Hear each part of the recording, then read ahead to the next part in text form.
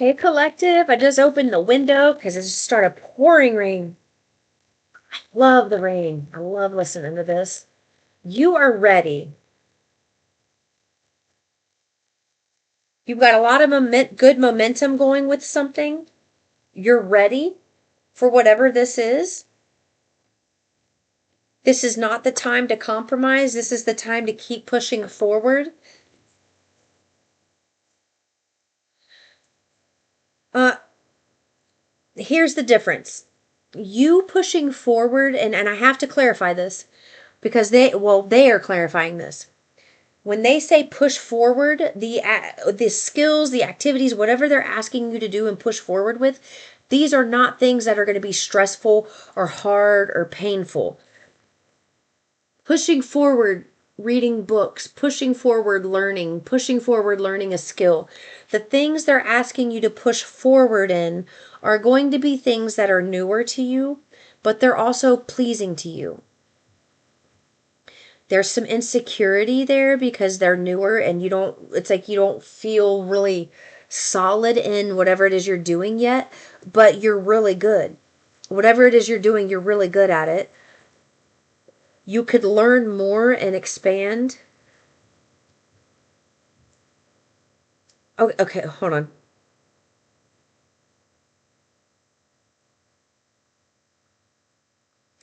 Interesting. You could be bold enough to expand exponentially if you would just be bold enough to say it. I don't know what that means, but be bold enough to say it. Say what?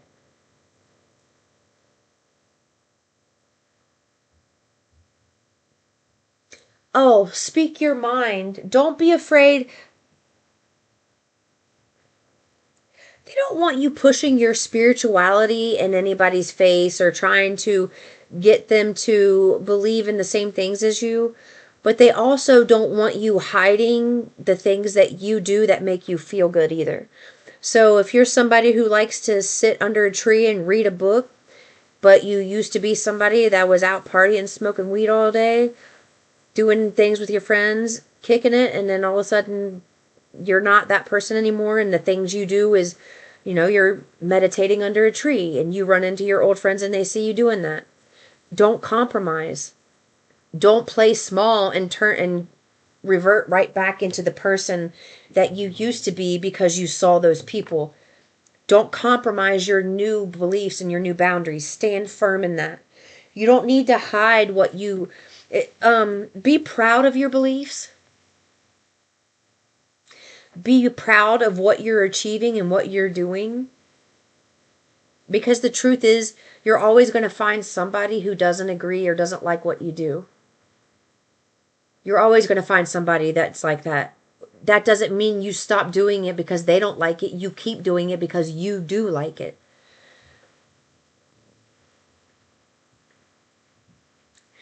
With this don't compromise card, it has the boundaries, assertiveness, courage, and unwavering written on it. They're asking you not only to have strong boundaries with other people, but to practice having strong boundaries with yourself. Like if you're trying to kick a habit or you're trying to initiate a new pattern or a new skill, they want you to set boundaries with yourself. Like, I can have that cookie, but I'm not allowed to enjoy that cookie until I've read 3 chapters from this book and done this and done this. Um, that's what they're wanting you to do. Like, set a boundary with yourself instead of just eating the cookie and not doing any of this stuff and distracting yourself.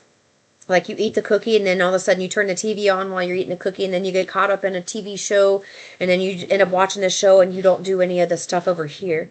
They want you to set boundaries for yourself where, it's like, I can have that thing, that'll be my reward, but I need to have this, this, and this done before I can have this reward.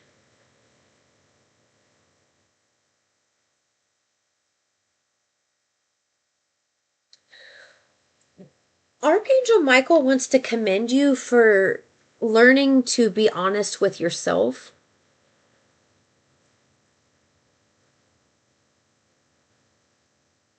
He wants to work on your confidence. I just got this. So I got a message where you said something kind of negative about yourself and it just felt like normal, status quo. And then you got a message that was positive about something you did. Like, hey, I'm just going to use myself. Hey, Crystal, I saw you drink that smoothie this morning and then read 3 chapters of that book. I'm really proud of you for doing that. And then that makes you cry. It's like you say the negative thing and you have no reaction inside. Your heart doesn't feel a reaction. But then when you say that positive thing about yourself, or you recognize something good that you're doing about for yourself, it's uncomfortable for you.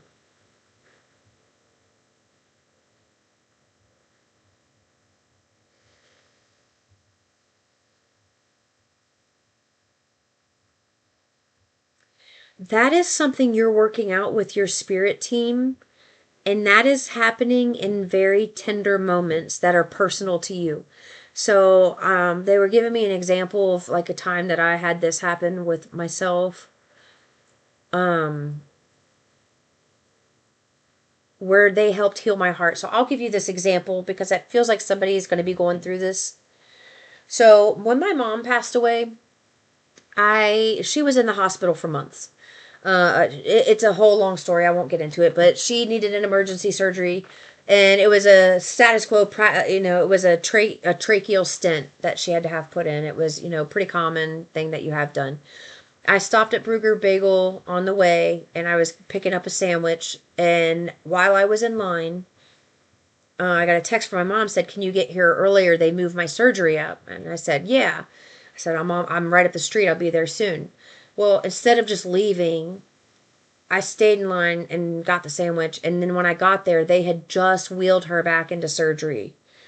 And I missed her, and she died during surgery.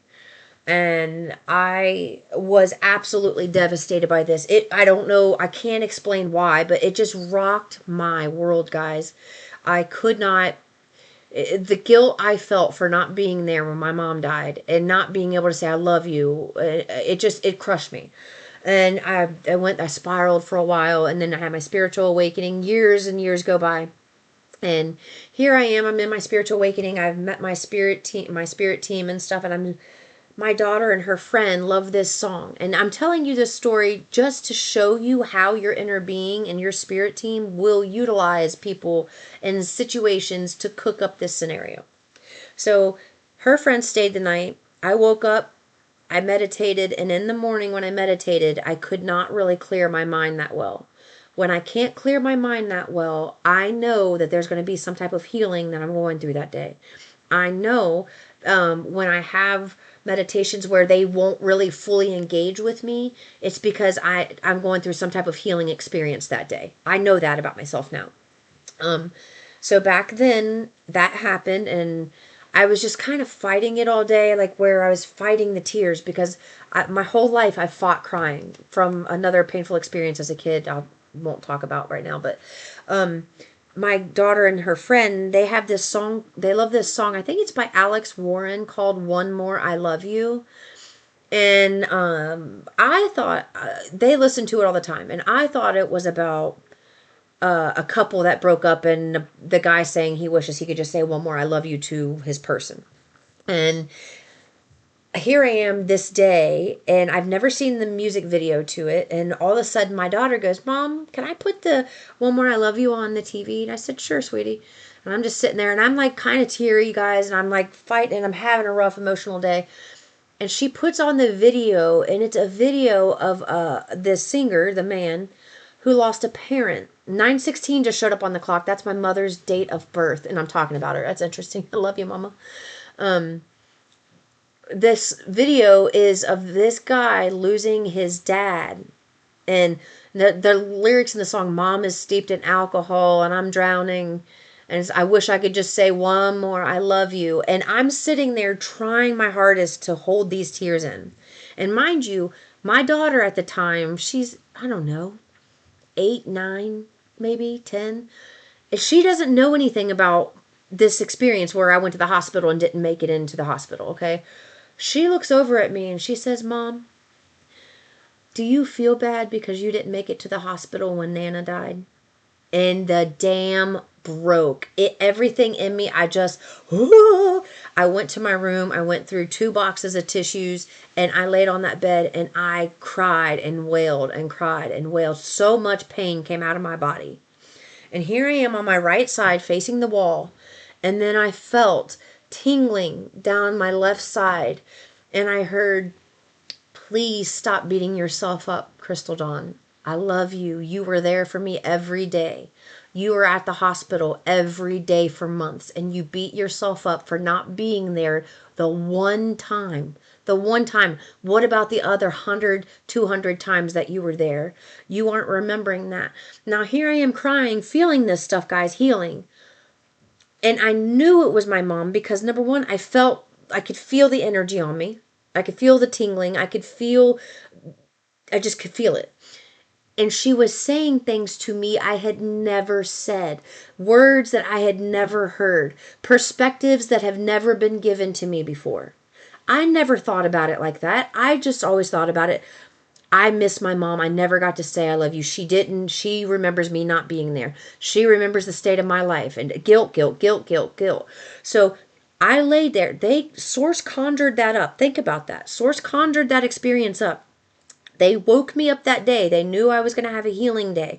They knew that song, what that song really meant. My daughter's inner being gave her an impulse to put that song on the TV so I could watch the video of somebody losing a parent so that it would re-trigger the wound of me losing my mom. And then her inner being, my daughter's inner being, said to me through my daughter, "Are you hurt because you didn't make it to the hospital to see Nana before she died?" My daughter didn't know that shit. My daughter did not know that. I never expressed that to her. And then when I went into my room and then I cried and I cleared out my closet, emptied my vessel so that I could raise my vibration, my mom came and she spoke all these loving words to me. And then right after that, I went down to the floor and it was the same thing, a same experience, but with my brother's death. And then with my young dog Sadie's death from when I was a kid. And it was healing like that. That is how I do my healing. I don't go to a therapist. I don't sit in a room and do talk therapy. I do a therapy with source through experiences like this. And somebody here, you're about to have a really personal 44 on the clock, personal, profound healing experience like that with something where you feel extremely fragile when you, I don't know how you would feel like you re-experience this, but somehow the fear, something about you feeling really fragile and this being something being triggered that makes you feel very fragile, in that wound being like healed instantaneously. Something about like almost like a miraculous healing is what it's going to feel like. Something, there's something you're going to go through in a personal experience with your spirit team, and it's regarding something that you are very fragile about, where they are going to heal it and it's going to feel like a miraculous healing. It's almost like after this happens, every time you think about it from that point forward, your heart is clear. Your heart is calm. And this is going to be a personal experience. This is not going to be something public that you do outwardly with anyone else. This is something, I mean, their source may use people the way they use my daughter, like I just told you. But you're about to go through something like that. It's meant not only to help you heal, but it's also meant to strengthen your bond with your spirit team, because there's something that's going to happen or be said that is so personal. It's almost like you've thought this thought and then they speak the loving truth to that thought and you didn't even realize they heard this. It's something like that. Like you're going to just feel wildly seen, understood, and loved in a way you haven't experienced yet. There are no words that are going to explain what I'm trying to express here. You're going to have to experience it.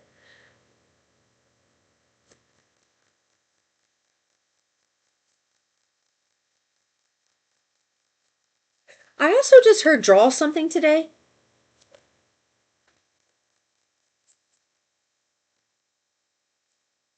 A logo? Consider drawing a logo or making logos or playing around with a logo for someone here.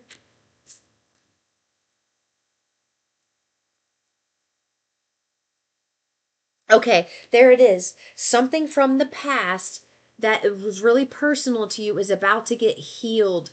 It's something that makes you feel extremely fragile. It is about to get healed, and you are coming out of the woods. It's what it feels like. It's almost like you've been hidden for far too long, and all of a sudden a path is made clear. A big bright light is shining through the path, and then all of a sudden you come right in the center of this bright light to be seen by everybody.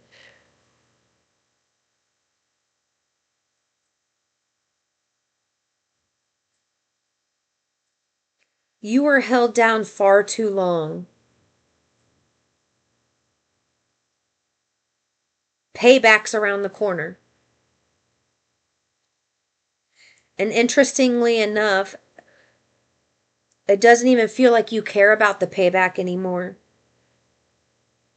It just feels like it's the next logical step. It's the next natural thing to happen.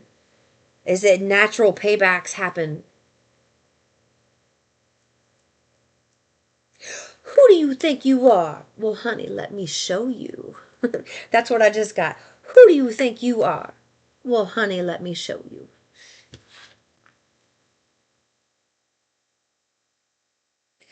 I'm seeing a masculine, a man sanding something. Oh shit, it's Jesus. Hold on. I just saw his foot and then I saw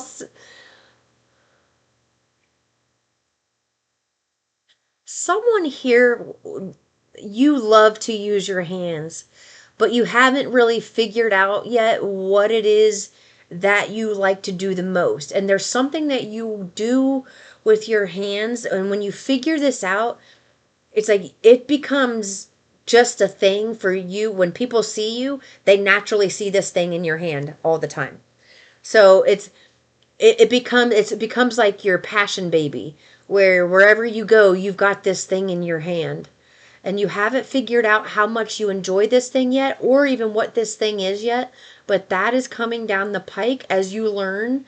There's three other things that you have to learn before you can get to this thing that you love so much. Oh my gosh, you love it so much. But you don't even realize you love it. You don't even know what it is yet, because there's other skills you have to get to this. And that's what Source is trying to get you to work on, are those other skills to get to that thing that's like your baby that you love so much. So the more you pick up those skills, the faster you're going to find that thing. So this isn't something where you have to wait to a specific time to find this special thing that you love to do. This is something, it'll come in as fast as you allow it to. So this is something like the more you put into this, the faster this thing comes in. And it's going to be something that makes you feel really good. But there's other skills you have to learn. So whatever those other skills are that you're learning, they are precursors for this thing that you love to do all the time. It's like, I don't know. It's like almost whatever this thing is, it becomes your middle name. Like Crystal Drawing Runk. You know, it's like, it becomes your title.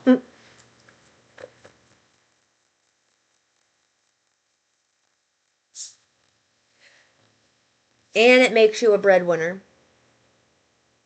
This is where your money is. It keep doing this. I love this reading. You've got a lot of good things coming for you, collective. I'm so happy for you. I'll see you in the next one. Peace and love.